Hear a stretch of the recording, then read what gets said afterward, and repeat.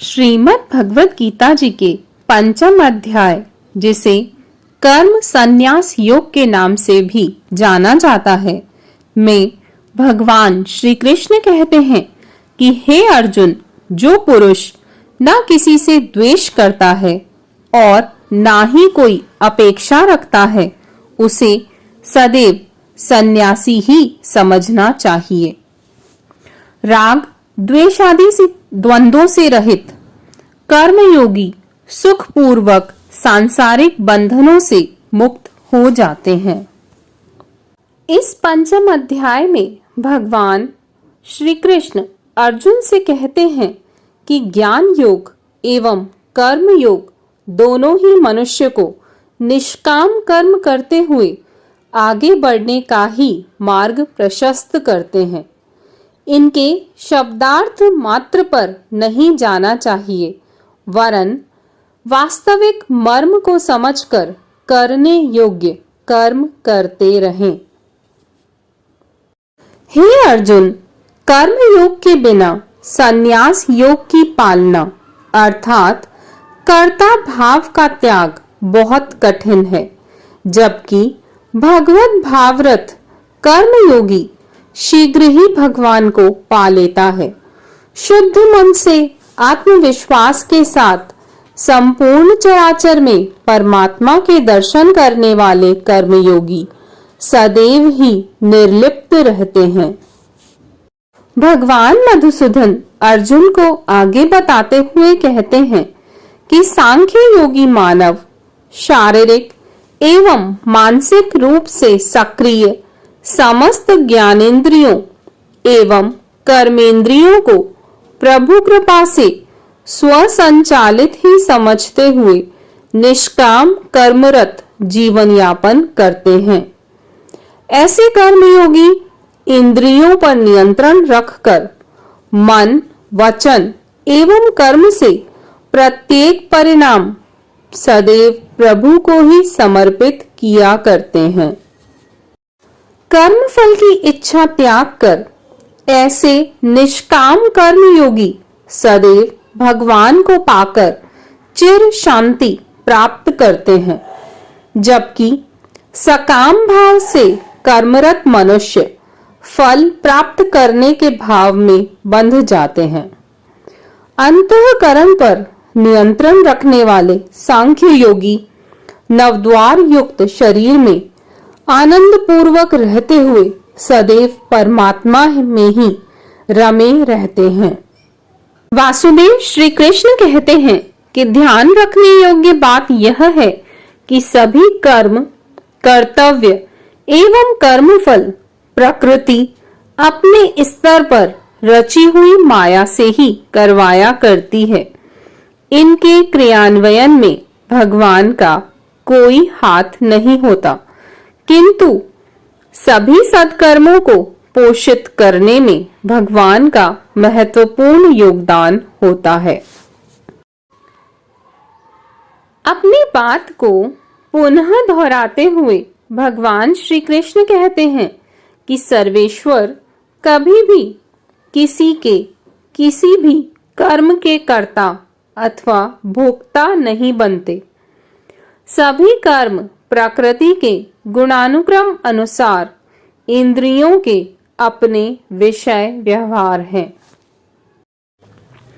सुदर्शन चक्रधारी भगवान श्री कृष्ण अर्जुन से कहते हैं कि सांख्य योग को केवल वो ही समझ सकते हैं जिनकी आत्मा का अज्ञान ज्ञान रूपी प्रकाश से नष्ट होकर सूर्य के समान आलोकित हो रहा हो। अपनी बुद्धि को अंतर्मन से परम पूज्य प्रभु में समाहित करने वाले सदैव पाप मुक्त रहते हुए पुनर्जन्म के कुचक्र में नहीं पड़ते। सच्चिदानंद भगवान कहते हैं कि ऐसे ज्ञानी विद्वानों, ब्राह्मणों, गौ, हाथी और चांडाल सभी के लिए संभाव रखते हैं। समदर्शी भावनाओं से जीवन यापन करने वाले मनुष्य जीवित अवस्था में भी सदैव सच्चिदानंद ब्रह्म में ही स्थित रहते हैं। श्री हरि कहते हैं कि मानव शरीर में जीते जी जो साधक काम, क्रोध, लोभ एवं मोह के मद पर विजय प्राप्त कर लेते हैं, वो सच्चे सुखी एवं महान योगी समान ही हैं। जो मनुष्य आत्मा में जीते हुए आत्मज्ञान के साथ जीते हुए अंतरात्मा में सुखी महसूस करता है, वही परब्रह्म परमात्मा को प्राप्त कर मोक्ष को प्राप्त होता है। अपने कर्तव्यों का निर्वाह करते हुए जो कोई उसके सम विषम परिणामों से प्रभावित हुए बिना भी समान समर्पित भाव से जीवन जीता है, उसे परब्रह्म परमात्मा में स्थित मानना चाहिए। भगवान मधुसूदन कहते हैं कि इंद्रियों के बाहरी सुखों में जिसकी आसक्ति नहीं रहती, उसे अविनाशी आत्मसुख प्राप्त होता है और वह मनुष्य ब्रह्म योगी ही हो जाता है। संशय रहित सर्वहितैषी एवं संयमी मनुष्यों के सभी पाप नष्ट हो जाते हैं और वे शांति पूर्वक परमपिता परमेश्वर को प्राप्त करते हैं। काम क्रोध रहित इंद्रिय जीत ज्ञानी जन निराकार अथवा साकार स्वरूप में मुझ में ही समाहित हो जाते हैं। श्रीमद् भगवद गीता जी के अध्याय 5 श्लोक संख्या 27-28 में भगवान प्राणवायु एवं अपान वायु प्रवाह के समन्वय पर ध्यान केंद्रित करने के महत्व को प्रतिपादित करते हैं। श्री कृष्ण कहते हैं कि जिस इंद्रियजित साधक ने मन, बुद्धि एवं विवेक के साथ श्वास गति को समन्वित कर लिया, वो चराचर जगत में सदैव मुक्त है।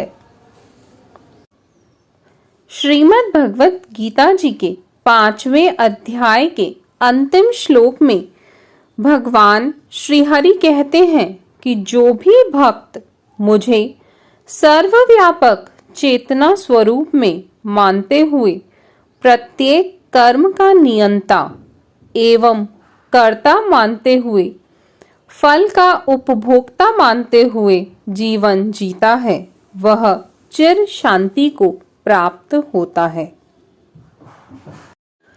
भगवान श्री कृष्ण ने 5वें अध्याय में अर्जुन के माध्यम से जन सामान्य के सामने कर्म योग एवं कर्म संन्यास की विवेचना करते हुए दोनों को ही एक समान मानते हुए श्रीमद् भगवद गीता जी के 6ठे अध्याय में इस अवस्था को प्राप्त करने के साधनों पर प्रकाश डाला है।